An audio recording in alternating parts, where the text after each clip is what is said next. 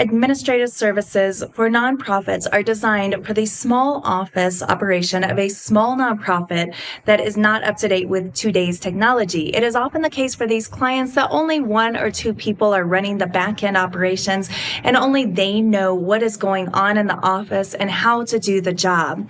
The typical client is not up to date with technology from the last 20 years. The operation of the office could be reminiscent of how offices in the 80s and 90s were run. The phone is only answered in the physical office, and the majority of records are hard copy with files stored in physical file cabinets. The primary calendar is a physical copy in the office. Then when staff is required to use modern day technology, it is attempted to be merged in the old system, such as having multiple secure passwords from online vendor accounts written on a piece of paper and put in a file drawer in the office, or written on sticky notes around the desk, or notes pinned on the office billboard. Operations-wise, these clients may have duplicated work processes, such as doing accounting in two or multiple different systems. For example, a good amount of work may be performed in a centralized accounting system, but then some accounting work may also be duplicated by moving some of the data into Word documents and spreadsheets instead of remaining in and utilizing the tools provided by the centralized accounting system. Additionally, these clients may not take advantage of cost-saving options provided by vendors, such as bundled services, or they may pay for more than is needed by a particular service.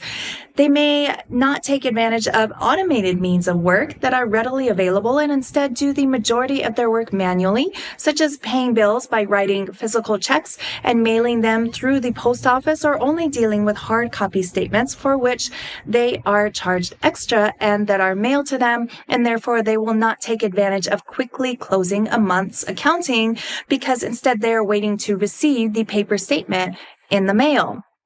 Because only hard copy records are maintained, valuable real estate is used in multiple file cabinets stored in the office and in closets filled floor to ceiling and wall to wall with bankers' boxes full of hard copy historical files.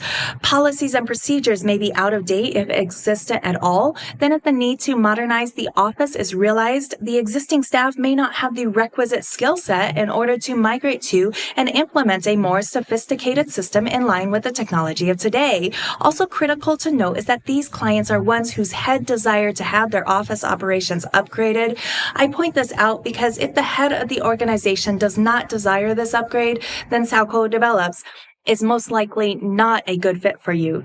Now, for these clients, we are most often stepping in when there is a transition of the current staff due to, for example, a move or retirement, and new staff must be hired. Therefore, the client is bringing us on to execute this administrative services product prior to hiring a new employee.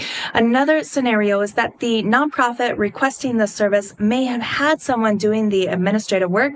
That person left, and either the remaining nonprofit members are no longer in touch with the previous administrator, or they are in touch, but the previous administrator cannot remember critical details of the job in order to communicate them. Good exit strategies were not in place, and there is little to no documentation communicating how the work is done so that critical jobs may be executed. Now, there are locked accounts, locked computers, and a job that must be done. You are an intelligent person, and you certainly can find out how to get the job done, but it will take time that you do not have at the moment, and you would like to avoid tackling this yourself if at all possible. You can hire SowCo Develops to do this job. Get a good exit strategy in place going forward in order to avoid this happening in the future when someone leaves again, and have documentation in place that is comprehensive instruction of how the job is done. Now, for this product, our service may be explained in 5 steps: analysis and identification, reporting and directives, implementation, documentation, and transition and on-call support. First, for analysis and identification, we work the administrator's job and fulfill all regular responsibilities of that job. Simultaneously, while we are doing the administrative tasks, we are analyzing all existing systems and processes used to do the job so that we may identify areas that may be simplified and automated. Second, we report our findings and propose solutions to the client. Then together, we discuss whether or not the new systems and processes are desired, and upon approval, set directives for their implementation. Third, we implement the agreed upon directives. That is, we put the new systems and processes in place. Fourth, we document the administrative tasks so that there is a central knowledge base for the office. This is an invaluable asset because it means that whoever has access to this documentation may do the job, so that if the primary employee is absent, the work can still get done. The job is not a mystery. It's highly documented and may be executed by anyone with a basic skill set. Fifth, we transition the job to the client's employee or volunteer, and we are available for on-call support or questions, help, or backup. The common outcome of the service is a modernized and digitized office with optimized and streamlined operations that is set up for remote work and asynchronous collaboration. There are two things that we may note here. First, the nonprofits with whom we work are largely operated by volunteers with varying schedules and availability.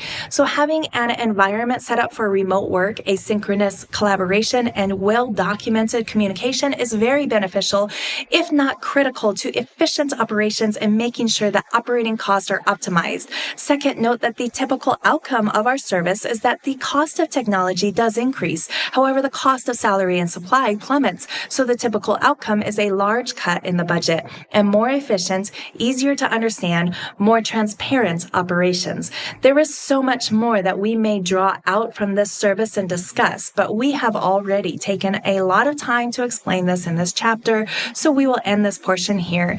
You may research more of this service by reviewing our material involving the administrative services case studies. If you have comments or questions that we have not answered, please contact us.